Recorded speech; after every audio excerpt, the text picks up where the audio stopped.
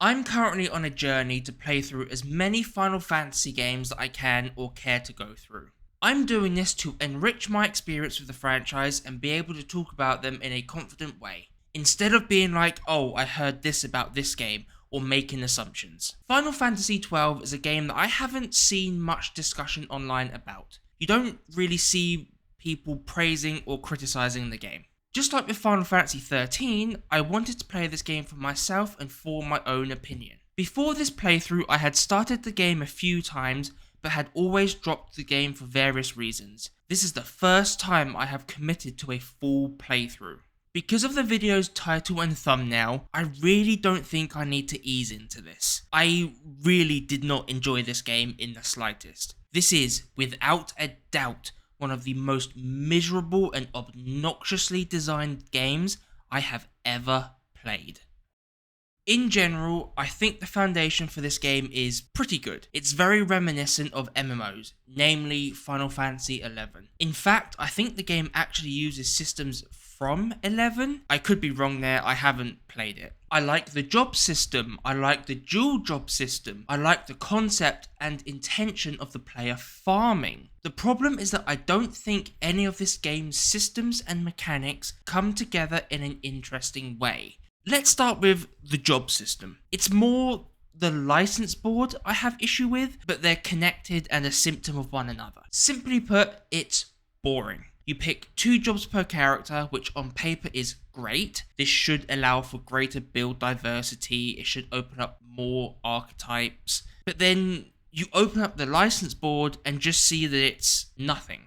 There's HP, which is not present on every job. Some jobs get 1 or 2 nodes of very low HP. The only other stats present would be magic power or physical damage, but that's it. Every other node is spell licenses, passives to regain MP in various ways, techniques, licenses for equipment and weapons. It's such a downgrade from 10 Sphere Grid. Progression feels bad due to how worthless so many of these nodes are. In 10, almost every node gives you some form of stats or an ability to use immediately. In 12, it doesn't matter if you pick up a spell, technique, or whatever, because if you don't own that ability, you cannot use it. So, as an example, Black Mage. You can progress the line of nodes for all the black magic licenses, but it's a waste of LP because you don't own that magic yet. Most magic, techniques, equipment are story progression locked.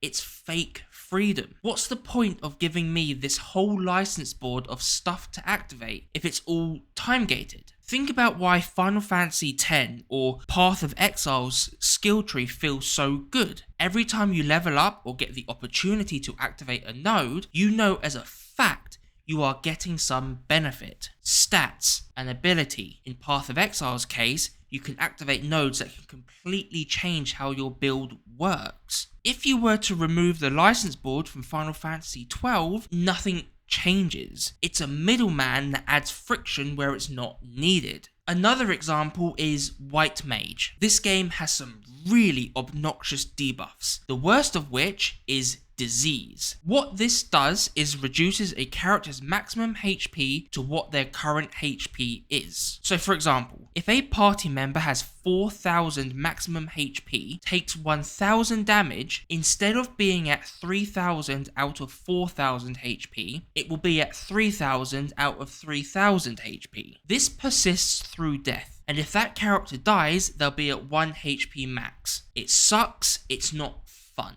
As far as I'm aware, there is only 2 ways to get rid of this debuff consistently, not counting save crystals. A remedy with Remedy Law 3, which is not ideal because remedies are finite. Once you're out, you need to buy more, which again, Gil is finite. The better solution is the White Mage spell Cleanse, which by the way, this spell's only purpose is to get rid of disease. It does nothing else. Cleanse cannot be purchased because it's in a chest. So you might just think, well, go open that. What's so bad about it being in a chest? The issue is that the chest has a 20% spawn rate, and it shares a spawn point with another chest that doesn't have cleanse and is also a 20% spawn rate. The only silver lining here is that if you do get a cleanse chest, it's in the chest 100% of the time. And this is where the misery part comes into this, because this game sucks to actually play. I'm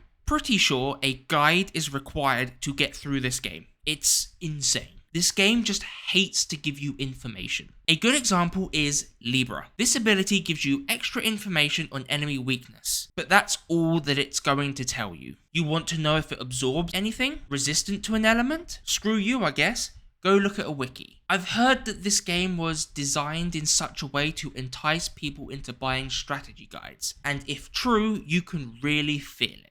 But then I ask this question. When Square Enix were testing this game with non-developer testers, did they give them guides? Did they make them go through the game without a guide, then ignore all the criticism? It sucks because when you strip the game down to its foundation, its concept, it's really fun. MMO gameplay is objectively fun. It always has been, it always will be. It should be embarrassing that you take an MMO base and somehow make an utterly obnoxious game. Here's some more things I found annoying. In a game like this, buffs and debuffs are incredibly important, specifically decoy. Decoy is just a taunt. Whoever it's applied to will take all the aggro of the enemies in combat. It's needed for your tanks. For some reason, this has a 60% hit rate. You can and will have streaks of casting decoy on your tank and just missing over and over while you watch the boss, hunt, whatever, just nuke the rest of your party. As far as I'm aware, this is the only buff with a hit rate below 100%. It's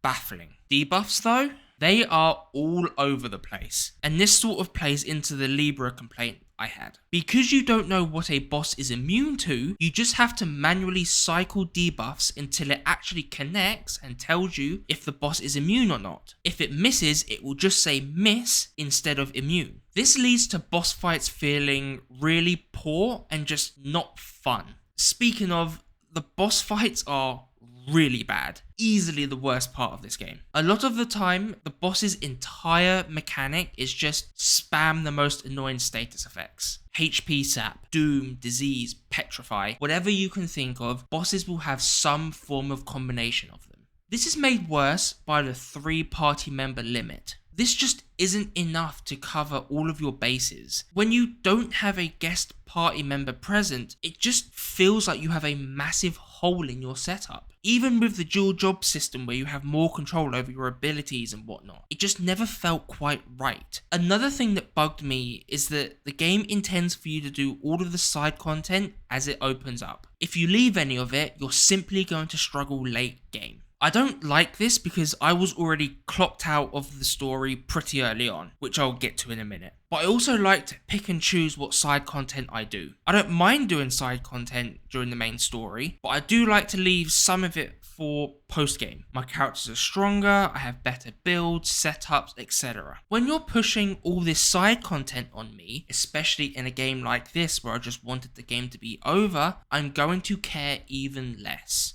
But also, hunts are a bit like bosses. They suck. Like with bosses, I found myself pausing the game, alt-tabbing to the wiki just to find out their weakness, what status effects works on them, etc. That's how you play Final Fantasy XII. It's miserable. It feels like the game has a deep hatred for me. It feels like the game doesn't respect me as a player.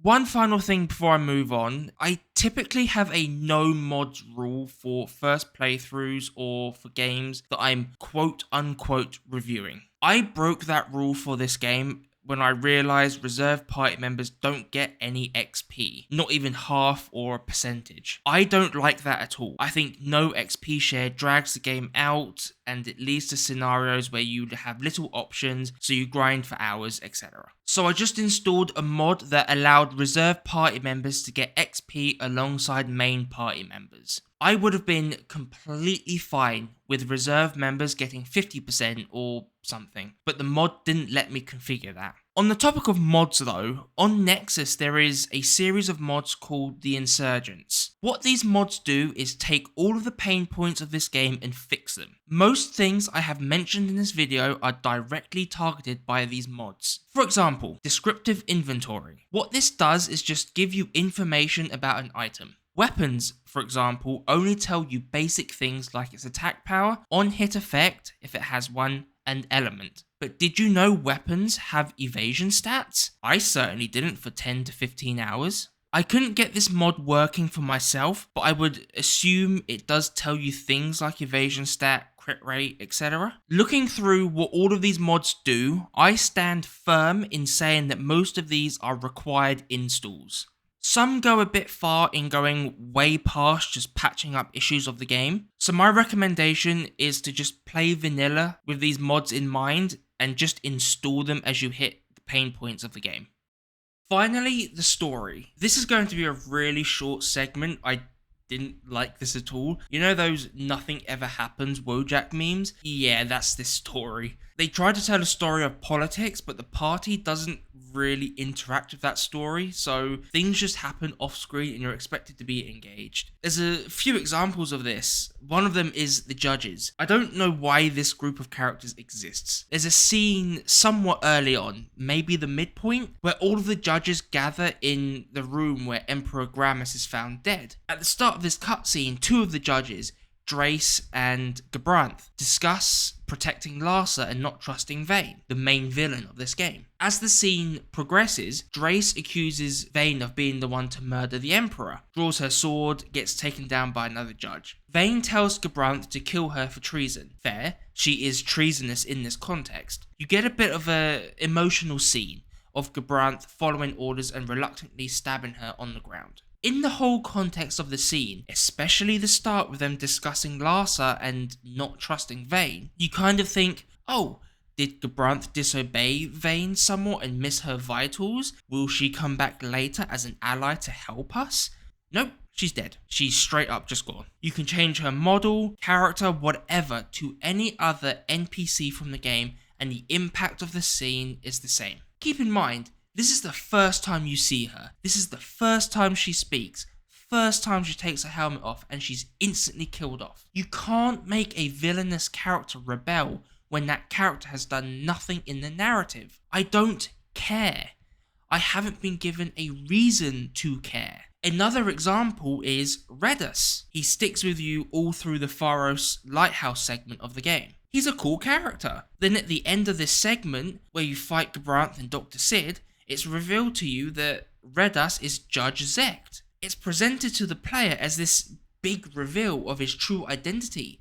But again, I don't care. Before this point, Judge Zect is mentioned maybe once or twice throughout the entire story. I don't know Judge Zect. I don't have any context. I know he left the judges, and that's about it. That's all the game tells you about him. Then Redus sacrifices himself, and it's this whole sad ordeal, but he hasn't had the opportunity to become a character I love or become attached to. Then him dying is never brought up again. You get a small cutscene of his lackeys at the port upset he's dead, but that's it. You know that one scene in The Boys where Homelander is sitting in the theatre and starts dissociating? Yeah.